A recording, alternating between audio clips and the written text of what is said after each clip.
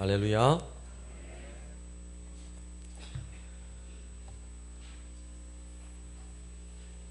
하나님 말씀은 골로새서 2장 20절에서 23절까지 말씀 보겠습니다. 골로새서 2장 20절에서 23절까지 말씀.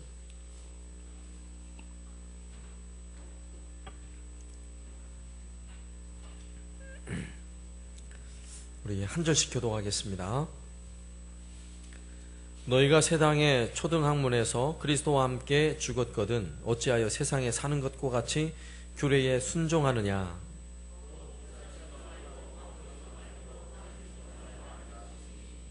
이 모든 것은 한때 쓰이고는 없어지리라.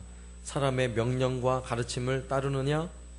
이런 것들은 자의적 숭배와 겸손과 몸을 괴롭게 하는 데는 지혜 있는 모양이나 오직 육체에 따르는 것을 금하는 데는 조금도 유익이 없느니라. 아멘. 지난주와 그리고 좀 됐지만 두 주간에 걸쳐서 율법주의와 그리고 신비주의에 대한 말씀을 드렸습니다. 오늘 우리가 읽은 20절에서 23절 말씀은 율법주의와 이제 신비주의에 대한 결론적 내용을 한 번 더 살펴봐야 하는데, 오늘 20절 말씀에서 한 번 더 읽어보면 너희가 세상의 초등학문에서 그리스도와 함께 죽었거든 어찌하여 세상에 사는 것과 같이 규례에 순종하느냐. 오늘 이 말씀에서 세상의 초등학문이라는 내용이 나오죠. 세상의 초등학문. 이 초등학문이 누구와 함께 죽었다고요? 예수 그리스도와 함께 죽었대요. 그러면 예수 그리스도와 함께 죽었다는 이야기는 초등학문은 이제 죽고 누가 산다는 거예요? 예수 그리스도로 말미암는 참 진리, 참 교훈이 우리 삶 속에 살아난다 라고 말씀하고 있는 것입니다. 그러면 초등학문이 뭐예요?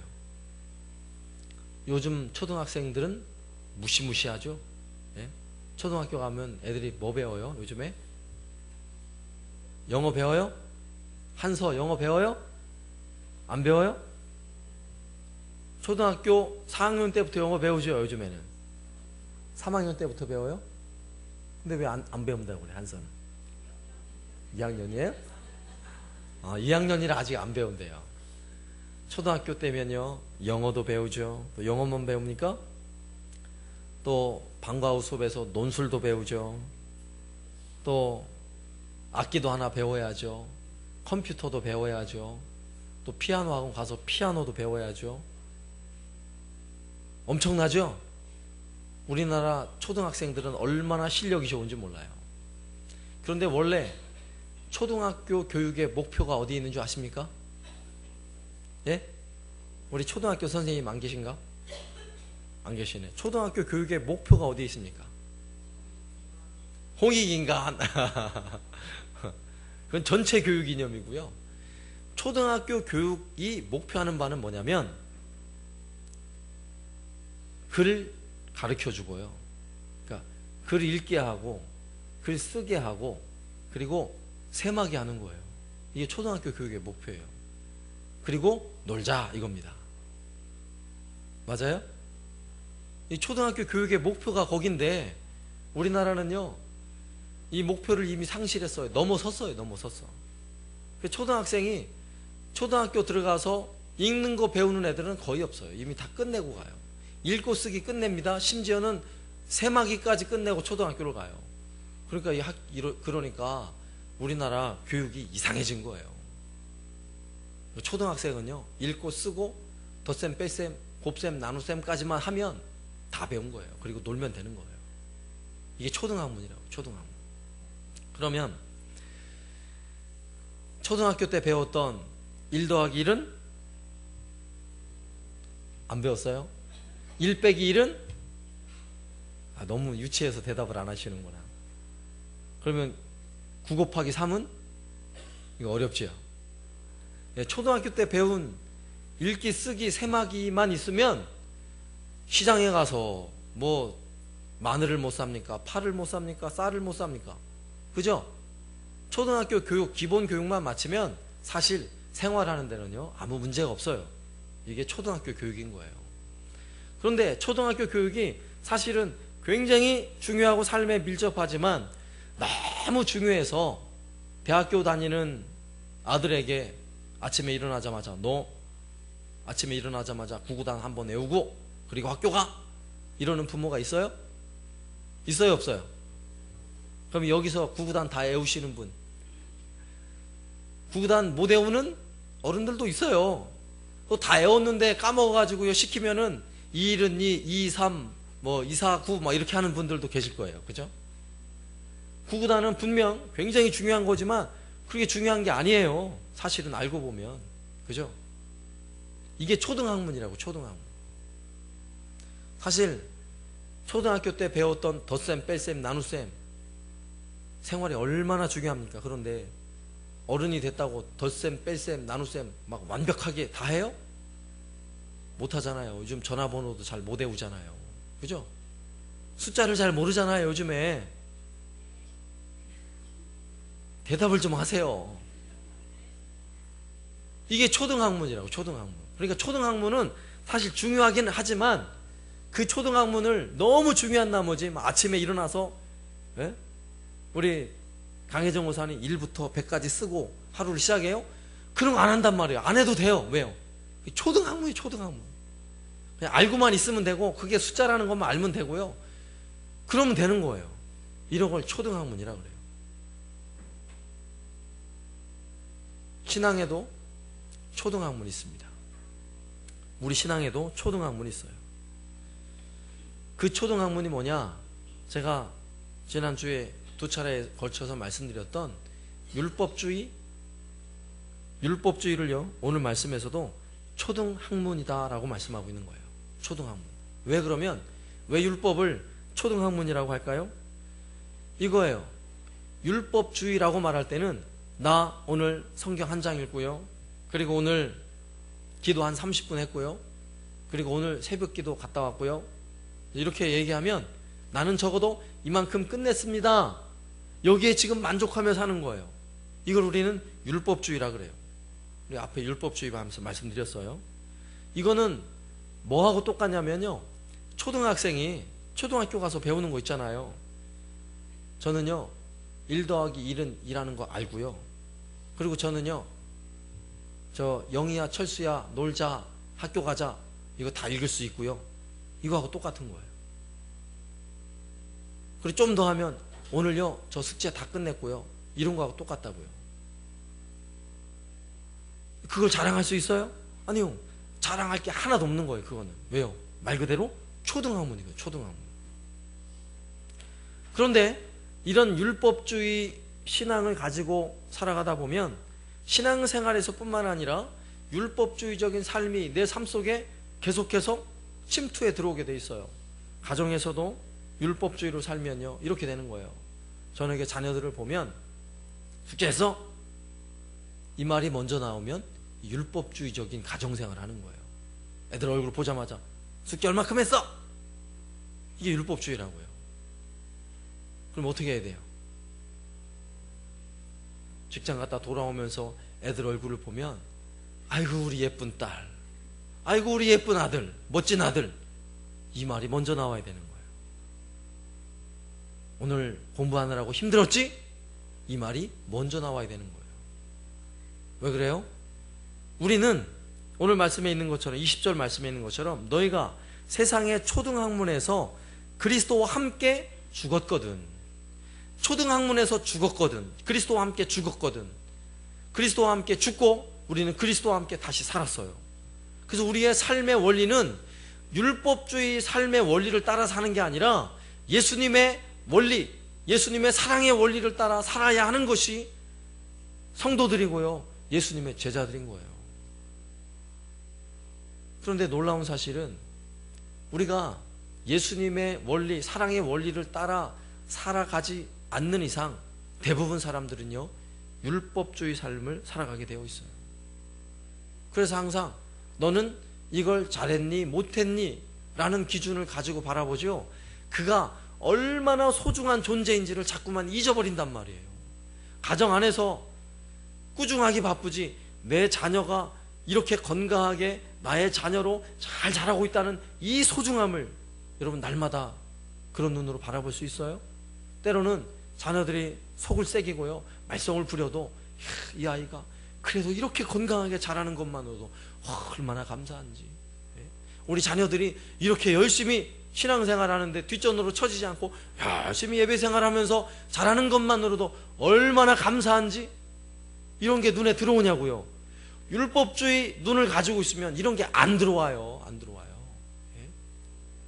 남편이 열심히 돈을 벌어서 이렇게 밥을 먹고 살 수 있는 것으로 얼마나 감사한지, 남편 얼굴만 보면 존경스러워지는 거예요. 부인이요, 어쨌건 끼니 거르지 않도록 맛있는 반찬 해가지고 열심히 요리하는 뒷모습만 보면 얼마나 그 수고와 헌신이 아름다운지 그냥 짜내 싱겁네 할 이유가 없는 거예요. 이게 뭐라고요? 율법주의, 초등학문을 따라 율법주의적 삶을 사는 게 아니라 은혜로 예수님의 사랑으로 삶을 살아가는 가정생활의 원리라고요. 그러면 교회 안에서는 우리의 눈이 어떨까요? 우리의 관점이 어떨까요?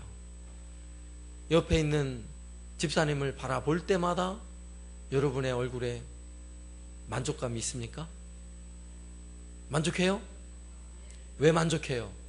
나보다 안 예뻐서 만족해요? 나보다 예뻐 보여서 만족해야 되고요, 나보다 너무 귀해서 예뻐 보여야 되고요, 나보다 너무너무 소중하고요, 그분을 볼 때마다 얼마나 참 예뻐 보이고 사랑스러운지 이 마음이 들러야 되고요, 이런 눈이 열려야 되는 거예요. 이게 뭐예요?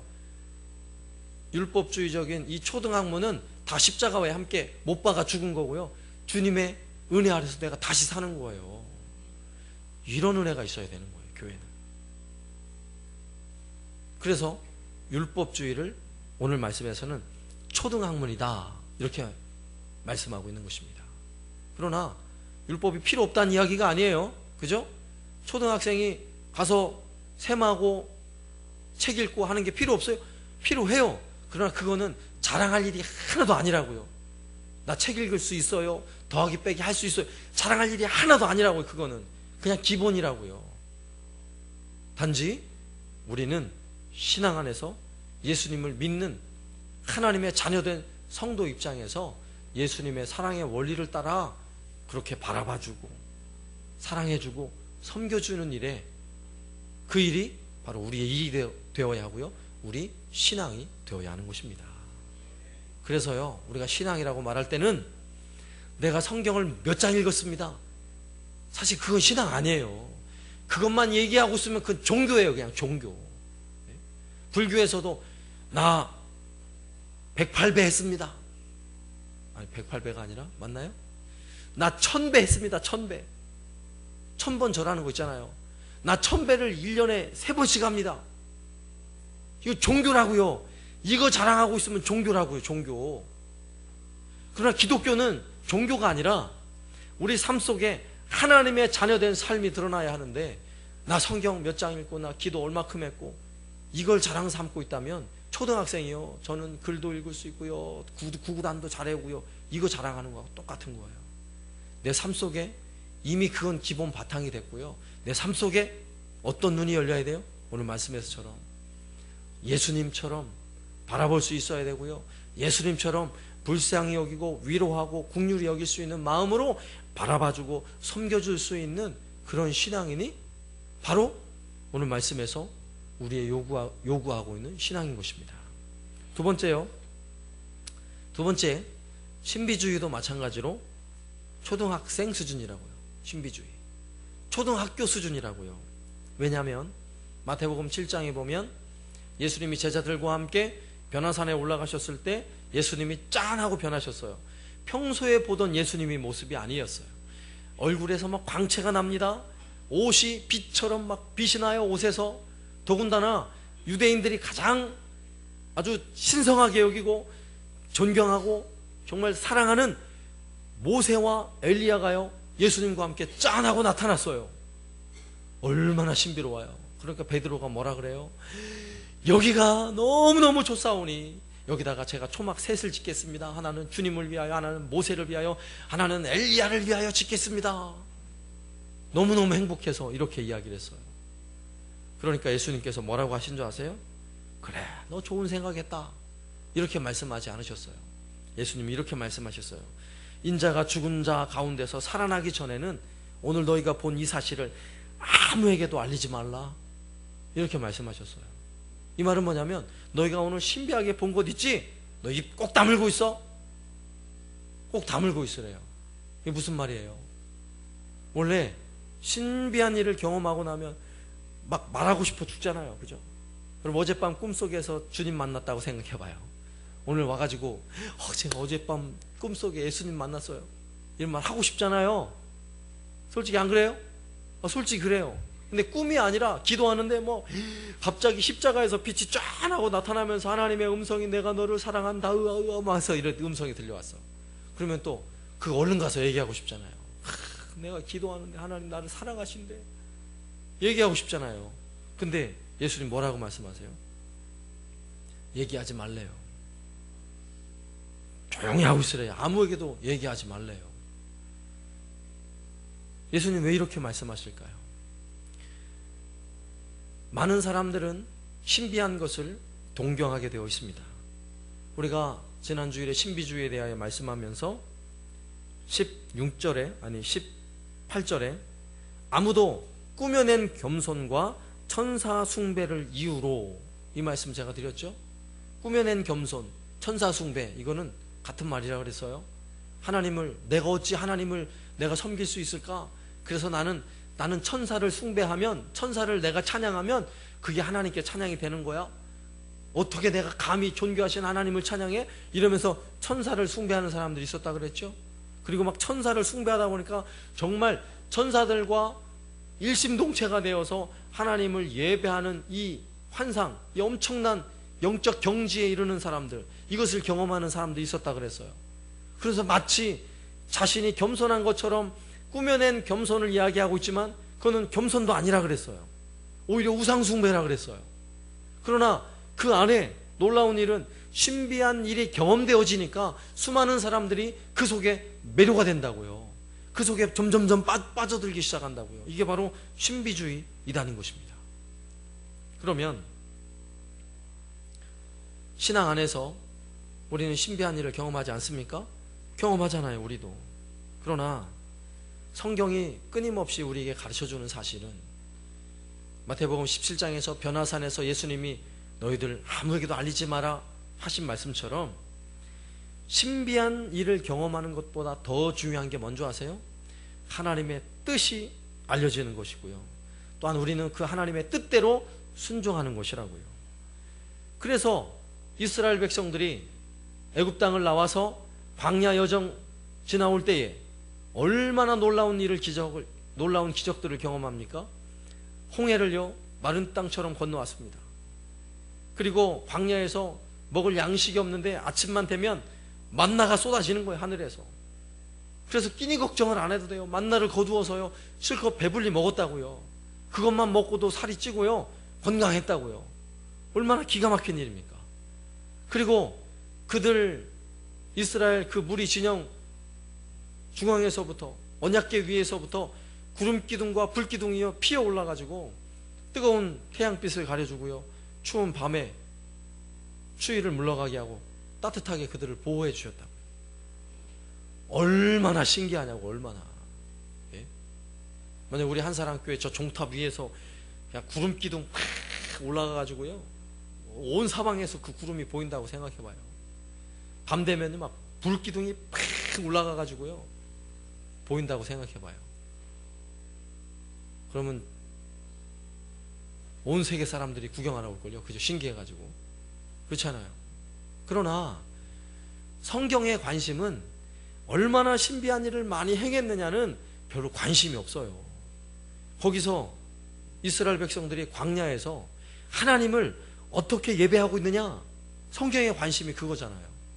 무슨 일을 하나님이 보여줬느냐가 아니라 그 백성들이 정말 그 가운데 하나님을 제대로 예배하고 있느냐? 하나님의 말씀에 제대로 순종하고 있느냐? 여기에 더 큰 관심이 있다고요. 그러니까 이스라엘 백성이 얼마나 신비한 일을 많이 경험했느냐는 아무 상관없어요. 아니, 신비한 일을 하나도 경험 안 해도 상관없어요. 신비한 일을 경험하지 않은 사람이라 할지라도 하나님 말씀의 뜻을 따르고 그 뜻대로 순종하고 하나님을 예배하는 하나님의 백성이라면 하나님은 그들을 향해 복을 명하시고요, 그들을 향해 하나님은 하나님의 백성이다, 나를 따르는 하나님의 백성이다, 하나님이 그들을 칭찬하시고 그들을 향해 온갖 은혜와 축복의 말씀을 하나님 선포하신다고요. 그러면 오늘날 우리 신앙에도 우리는 신비한 일에 자꾸 마음이 가죠. 쏟게 되죠. 그러나 주님이 우리에게 가르치고 교훈하는 말씀은 뭐예요? 신비한 것 쫓아가지 말고 진실하게 하나님 뜻을 깨닫고 그 뜻대로 말씀대로 순종하며 살아라, 이것입니다. 그런데 왜 이렇게 신비한 것을 쫓아가는 것이 초등학문이고 초등학생이냐, 그 수준이냐?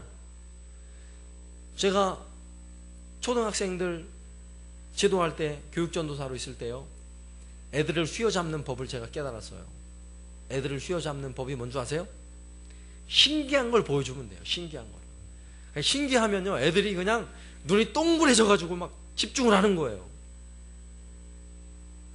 제가 뭐 신기한 거 한번 보여드릴게요. 정욱이 잘 봐. 신기한 거 보여줄게. 여러분 한번 따라서 해보세요. 자, 이렇게 할 수 있어요? 이렇게 할 수 있어요? 자, 이렇게 할 수 있어요? 그럼 잘 따라서 해보세요. 정욱이 따라서 해봐요. 자, 박수 2번 시작. 자, 이것도 해보세요. 자, 보세요. 샥 한번 해보세요. 안 되죠? 아무나 하는 게 아니에요.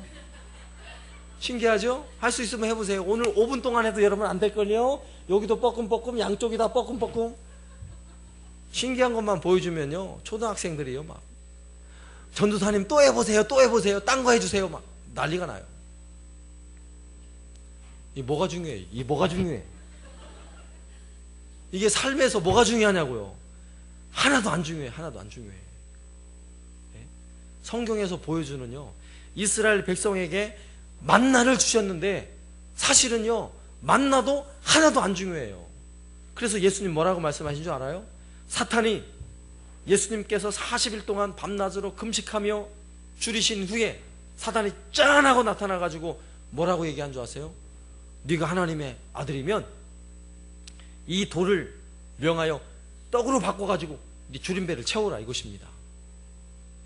얼마나 신비한 것으로 예수님을 꼬시고 있냐고요. 배도 고픈 데다가 하려고 맘만 먹으면 얼마든지 할 수 있어요. 그러나 예수님 뭐라고 말씀하셨어요? 사람이 떡으로만 사는 것이 아니요 하나님의 입에서 나오는 말씀으로 살 것이다 라고 말씀하셨어요. 이 이야기는 무슨 이야기냐면, 아무리 이스라엘 백성들이 광야에서 아침마다 신비하게 내리는 만나로 그들이 줄임배를 채웠다 할지라도 그 만나는 하나도 안 중요하다는 거예요. 뭐가 더 중요하다는 거예요? 이스라엘 백성에게 끊임없이 내려오는 하나님의 말씀이 중요하다는 거예요. 하나님 말씀이 그들에게 양식이고, 말씀이 있어야 그들이 사는 것이고, 말씀이 있어야 그들이 복을 받는 거라고요. 그런데 만나만 기다리고 있어요? 안 된다고요. 오늘날 우리 신앙도 마찬가지예요. 사실 우리도 어떤 때는요, 답답하고 그럴 때는 뭐 하나님 좀 보여주세요, 제게 좀 들려주세요, 아, 그 김 집사님이 본 그 예수님 나에게도 좀 나타나 주세요. 얼마나 그럽니까? 그죠? 그러나 보고 나타난 거 하나도 중요하지 않아요. 요즘에요, 막 내가 본 천국, 네가 본 천국 해가지고 난리가 나요. 막 책에 보면 내가 본 천국 한번 나오면 베스트셀러가 돼요. 베스트셀러가. 그거 하나도 안 중요하다니까요. 뭐가 중요해요? 우리는 여전히 하나님, 우리에게 기록된 하나님의 말씀, 우리에게 영을 끊임없이 채워주시는 하나님의 영의 양식, 이것만 있으면 굳이 신기한 거 보지 않아도 얼마든지 하나님의 말씀의 양식을 먹고요, 건강하게 하나님의 뜻을 깨닫고 신앙생활을 할 수 있는 거예요. 이렇게 살아야 되는 거예요. 지금도 신비한 거 쫓아가면요, 우리 뭐라고요? 초등학생이라고. 초등학생.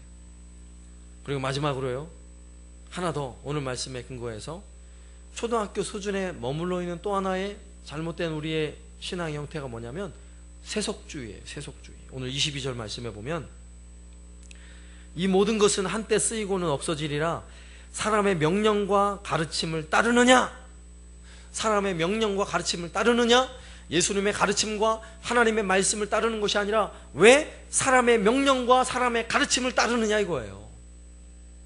이것은 세상에 한때 잠깐 쓰이고 없어지는 것들인데, 그건 또 말씀에 21절 말씀에 곧 붙잡지도 말고 바보지도 말고 만지지도 말라 하는 이것이 뭔지 아세요? 바로 세속주의라고요. 세속주의는요, 그럴싸하게 우리를 유혹해요. 어떻게 유혹하는 줄 아세요? 야, 모든 종교는 다 똑같아. 그렇게 얘기하면 세상 사람들은요, 그 말을 들으면 맞아, 그런 것 같아. 산에 올라가 봐. 지리산 올라가는데 중산리 코스만 있나? 노고단 코스도 있고 저기 뱀사골 코스도 있고 수도 없이 코스가 있는데 올라가면 다 천왕봉 아니야? 구원은 다 똑같은 거야. 종교는 달라도 구원은 똑같아. 그럴싸해요. 그럴싸해요. 세속주의라고. 이게 세속주의. 정말 그런가? 정말 그런가? 또 더 세속주의는 뭔지 아세요? 야, 돈이 중요해. 돈이. 야, 신앙생활 할래도 돈이 있어야 신앙생활 하지. 너 무슨 소리야? 돈 없으면 신앙생활도 못하는 거야. 정말 전도하면요, 아유, 나 돈 없어서 신앙생활 못한대요. 교회 못 나간대요. 그런 사람이 정말 있어요. 맞아요? 이게 다 세속주의라고요. 또 교회 성도들 가운데 세속주의에 물드는 사람들이 있어요. 뭐라고 얘기해요? 저는 돈이 없어서 잘 봉사를 못해요. 저는 돈이 없어가지고 잘 못해요. 아니, 누가 하나님이 돈 달래요? 예? 하나님이 여러분한테 돈 달래요? 돈이 없어서 못해요? 그러지 않다고요. 그러지 않다고요. 이게 세속주의라고. 세속주의. 돈이 더 중요해서 예배를 소홀히 하고, 돈이 더 중요해서 하나님의 말씀을 소홀히 하고, 이게 다 세속주의란 말이에요. 세속주의.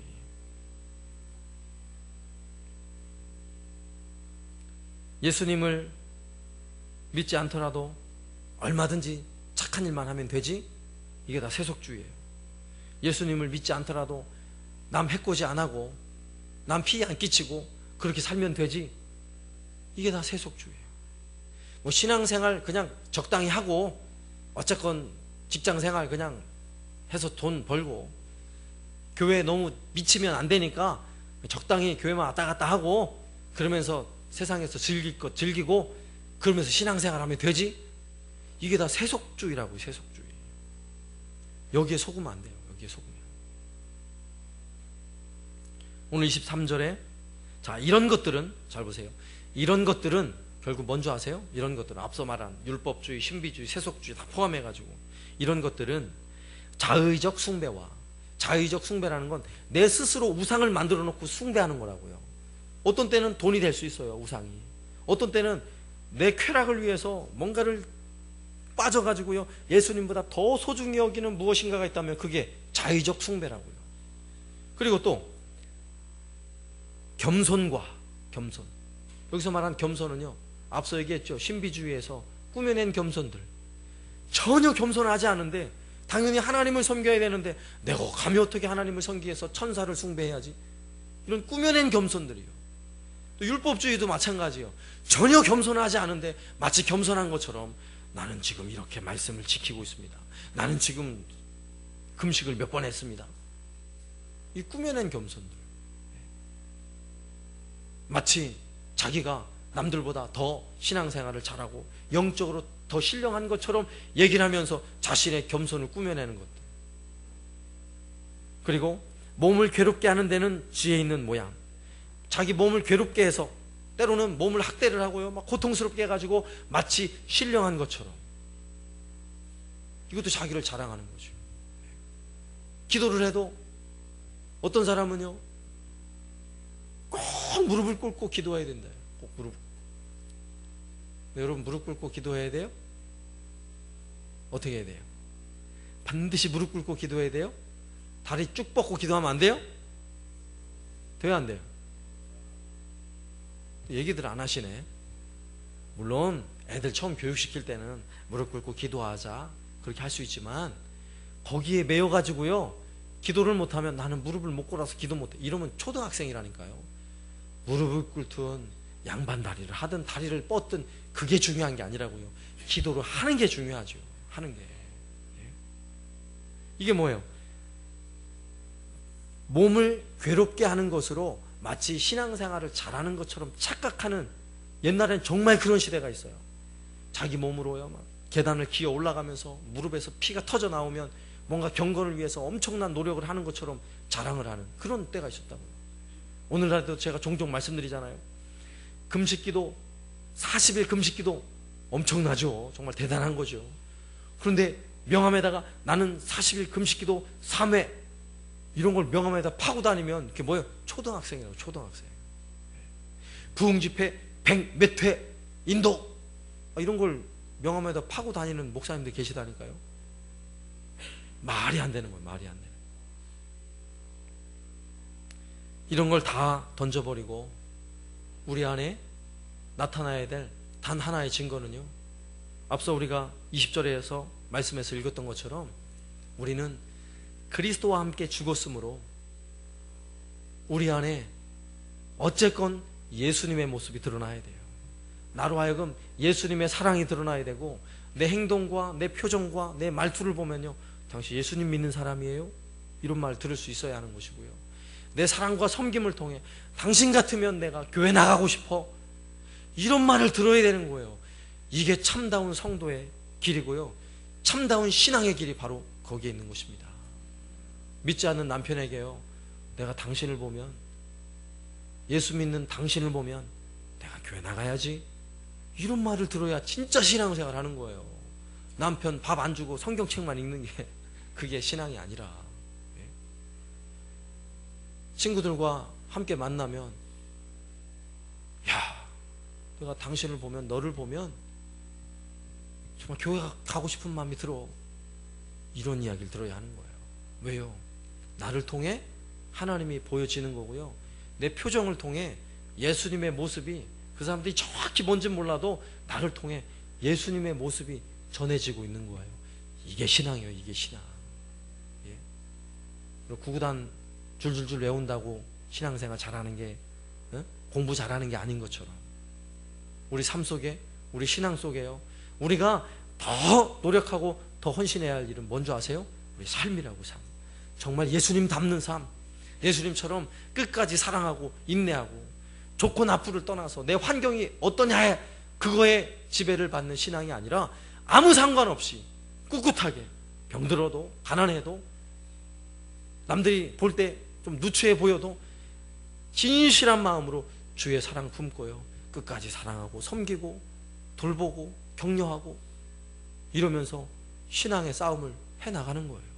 내게 주어진 신앙의 싸움을 끝까지 해나가는 거예요.